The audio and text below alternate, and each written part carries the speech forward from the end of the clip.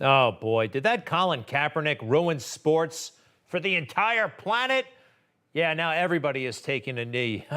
Even soccer games overseas in England and beyond, taking a knee in support of Black Lives Matter. Are they protesting their own flags too?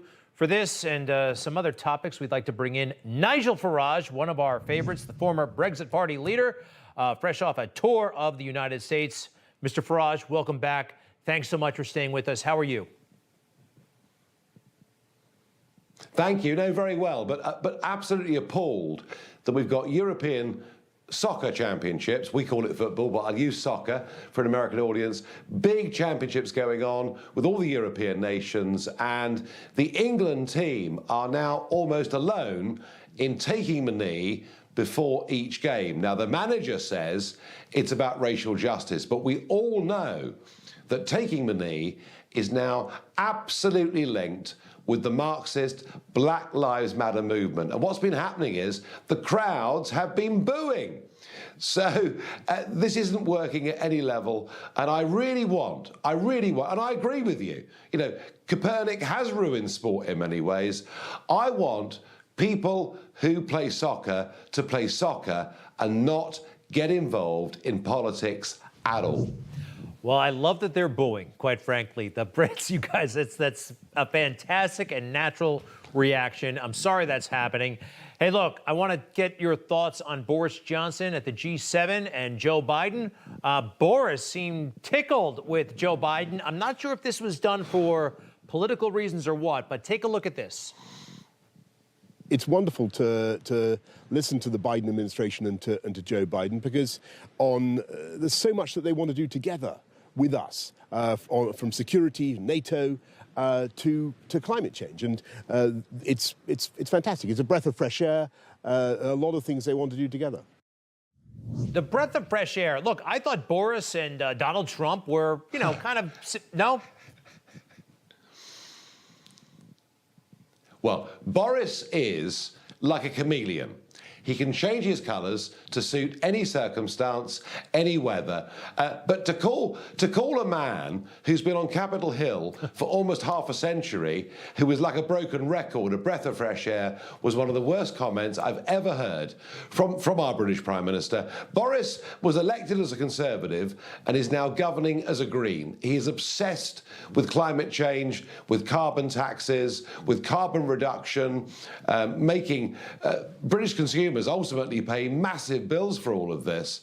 And he and Biden had this great big love-in, as of course did Merkel and Macron and everybody. The truth of it is, all the money we're going to charge people for climate change, the Chinese are building 2 new coal-fired power stations every single week, and we're going to have to pay the price for this. It was mad.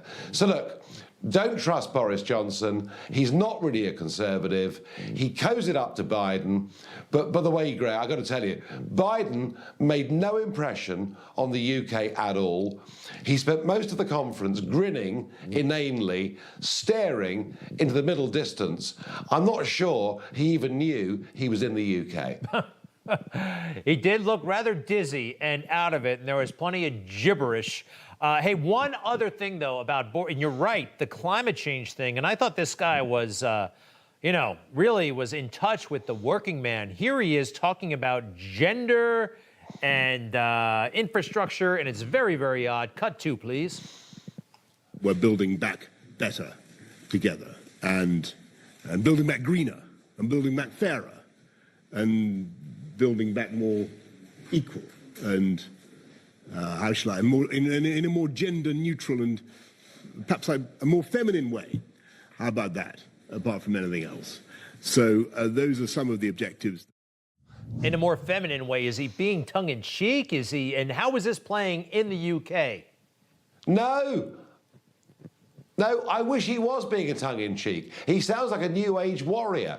And given that today is the summer solstice, I'm surprised he wasn't out this morning at dawn, wearing some strange pagan uniform. I mean, what on earth is happening to Boris Johnson? I just don't know. It could be his new wife, Carrie. I don't know what the answer is. But this is not what he was elected as Conservative Prime Minister to do. And frankly, most of that last statement, I would need an interpreter to work out what it really meant. It was very, very disappointing indeed. Well, he looks like he's vulnerable. Listen, I don't think we've talked about this, but Nigel Farage, you're brilliant, former Brexit Party leader, in touch with the people. How about you? Are you considering a run? Could you? Do you have to become how does it work over there? You have to become a member of parliament before you actually do it. So is this something you're thinking about? Well, the problem is this. I led 2 rebel parties. I won 2 national elections to the European Parliament, and arguably, I've changed the course of British history. But the problem with the Conservative Party, unlike the Republicans, is this. We don't have an open primary system.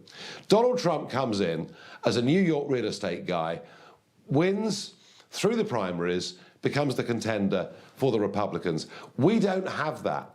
We have the sort of old school closed shop that doesn't allow anyone new in. So for me, to move on to the next stage is very, very difficult. But Greg, let me promise you, whether I run or not, I'm going to be a proper irritant to them, and I'll turn them back into being a proper Conservative party. All right. Well, it's a win-win if that happens. And I'd love to see you as Prime Minister. I'd love to visit you at 10 Downing Street. That would be kind of mind-blowing, but we'll see what happens. Nigel Farage, everybody follow him on Twitter, by the way. Fantastic content. Nigel_Farage, at Nigel_Farage. Many thanks, sir. To be continued. Hey, I'm Rob Finnerty. Thanks for watching. If you enjoyed this video, please join the conversation in the comments below. Don't forget to subscribe, too. Hit the bell icon to be alerted to breaking news. And remember, there's a whole lot more on Newsmax TV, America's fastest growing cable news network. Newsmax TV, where real news for real people.